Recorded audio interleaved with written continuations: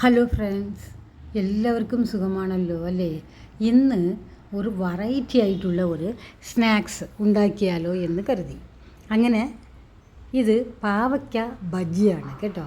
ഇത് വളരെ ടേസ്റ്റാണ്, എല്ലാവർക്കും ഇഷ്ടപ്പെടും. അത്ര കയ്പൊന്നുമില്ല. 2 പ്രാവശ്യമാണ്. ആദ്യം പാവയ്ക്ക എണ്ണയിൽ ഫ്രൈ ചെയ്തിട്ടാണ് ഈ പാവയ്ക്ക ബജ്ജി ഉണ്ടാക്കിയത്. പാവയ്ക്ക ബജ്ജിയും ബീട്രൂട്ട് ചമ്മന്തിയുമാണ്. ഒരുപാട് പാവയ്ക്ക ഉണ്ട്. അപ്പം ഓരോ ദിവസവും ഓരോ ഡിഷാണ് ഉണ്ടാക്കുന്നത്. പാവയ്ക്ക തീയലുണ്ടാക്കി, പാവയ്ക്ക തൊക്കുണ്ടാക്കി, പാവയ്ക്ക വിഴുക്കുണ്ടാക്കി. അപ്പോൾ ഇന്ന് പാവയ്ക്ക ബജ്ജി ഉണ്ടാക്കാൻ കരുതി. പാവയ്ക്ക ഇതുപോലെ റൗണ്ട് കഷ്ണങ്ങളായിട്ട് നമുക്ക് ചെറിയ ചെറിയ കനം കുറച്ച് കട്ട് ചെയ്തിട്ട് എണ്ണയിൽ നമുക്ക് ചെറുതായിട്ട് ഒന്ന് വാട്ടിയെടുക്കണം. ഇനി ഒരു 100 ഗ്രാം കടലമാവ് എടുത്തിട്ടുണ്ട്. അതിലേക്ക് ആവശ്യത്തിനുള്ള ഉപ്പ്, മുളക് പൊടി, മഞ്ഞൾപ്പൊടി കൂടെ ചേർത്തിട്ടുണ്ട്.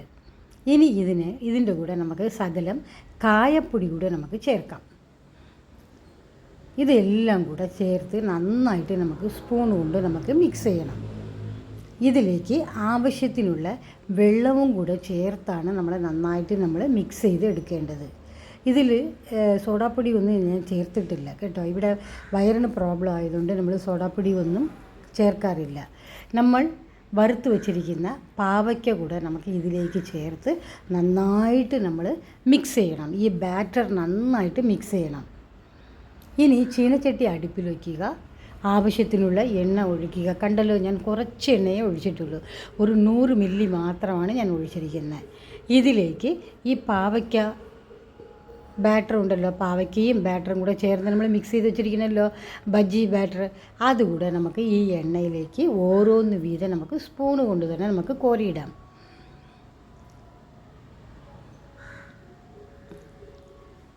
മീഡിയം ഫ്ലെയിമിലാണ് ഇത് കുക്ക് ചെയ്യേണ്ടത്. വറുത്ത് കോരേണ്ടത് മീഡിയം ഫ്ലെയിമിലാണ്. ഒരു വശം വെന്തതിന് ശേഷം നമുക്ക് ഇതിനെ തിരിച്ചിടാം. എളുപ്പത്തിൽ തിരിച്ചിടാൻ പറ്റും കേട്ടോ.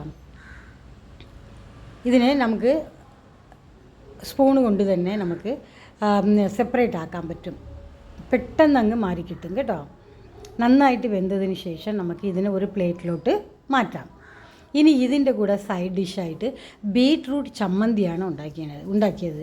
നമ്മൾ സാധാരണ ചമ്മന്തി അരയ്ക്കുമല്ലോ, അതുപോലെയാണ്. ഈ ബീട്രൂട്ട് വേവിച്ച് അത് കഴിഞ്ഞിട്ട് പച്ചമുളകും ഒരു കഷ്ണം വെളുത്തുള്ളി, ഒരു കഷ്ണം ഇഞ്ചി, ഒരു ശകലം ജീരകവും ഉപ്പും കൂടെ ചേർത്താണ് ഞാൻ ബീട്രൂട്ടും കൂടെ ചേർത്ത് അരച്ചെടുത്ത് കടുക് വറുത്ത്.